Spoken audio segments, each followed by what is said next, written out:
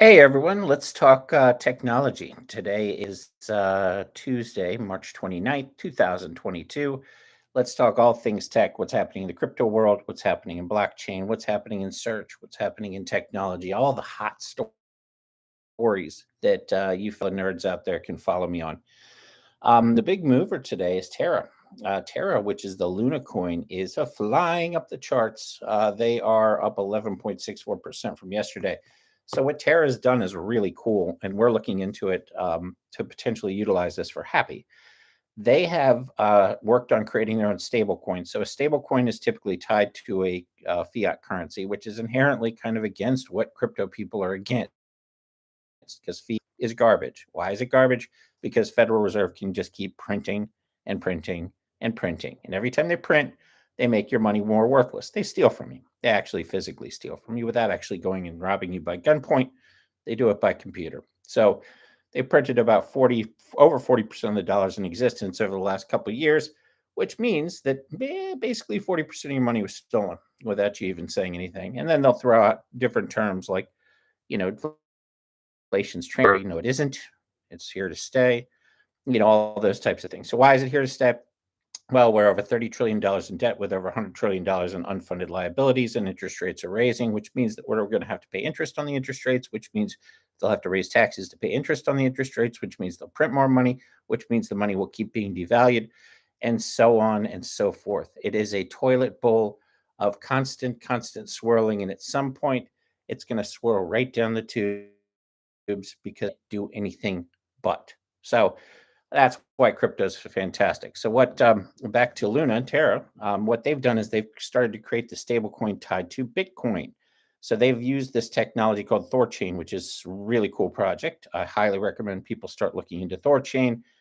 It is traded on, I think it's traded on Binance. It's also traded on KuCoin. So keep your eyes peeled on Thorchain. But they've secured about 1.3 billion in Bitcoin as part of the backing for their stablecoin because they're trying to do a hodgepodge of coins to create a stable backed value so that the value that's backing their cryptocurrency isn't quite as volatile as normal. Now, Bitcoin is volatile, but overall, if you look at it from year to year basis, it's not. It's really not. It tends to just go up. It goes down, and then your stomach, shrinks, and you get a little nervous, and you pucker up, but then it goes back up. Speaking of which, Bitcoin is technically green today. It's 47,425 at the time I'm putting this up, which is green from this time yesterday, 24 hours ago, but it's actually down a little bit. It had cleared 48.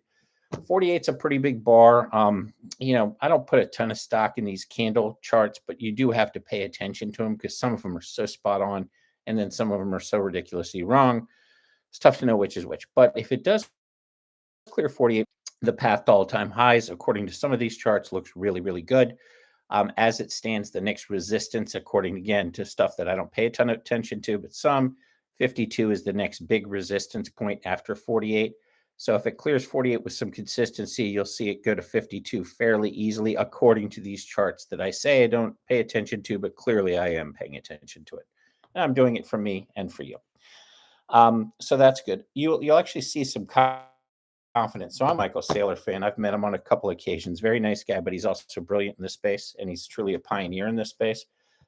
He's the MicroStrategy CEO that was a kid, basically, as a multi-billionaire. Company blew up, company blew down. He kept his nose to the grindstone. Company blew back up. He's catching a lot of garbage now because he bought all this Bitcoin. In the meantime, he's right. Anytime you have cash as a liability, losing value on your spreadsheet, you got to take a look at what you're going to do and figure out and adjust. And he's smart enough to see the writing on the wall there.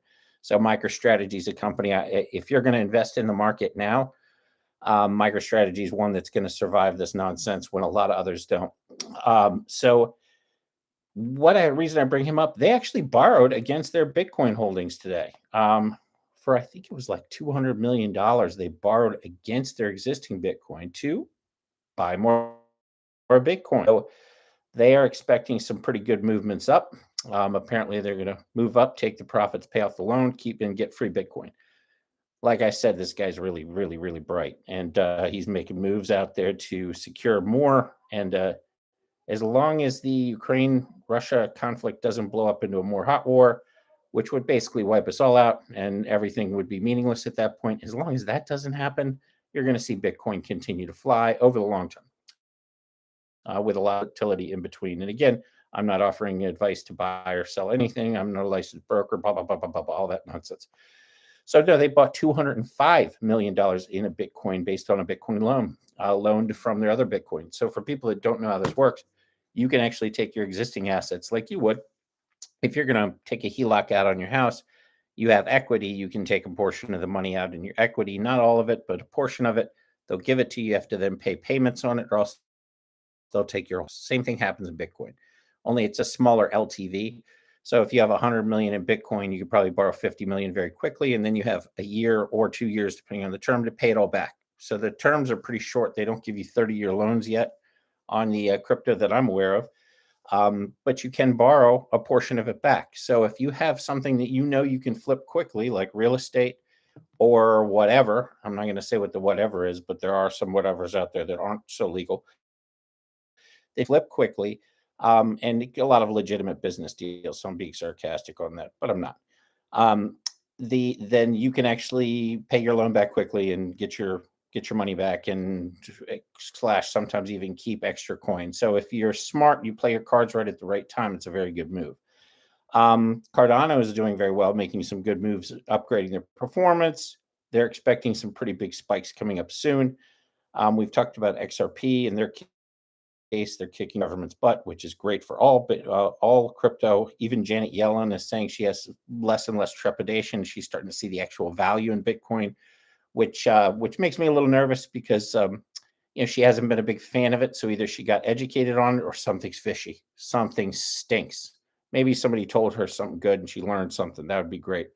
I haven't seen it from many people her age before, or with a tan as good as hers, but she may have actually learned something. So other than that, we have Ron Paul singing, and Ron Paul tends to be right. So I have to throw this out here.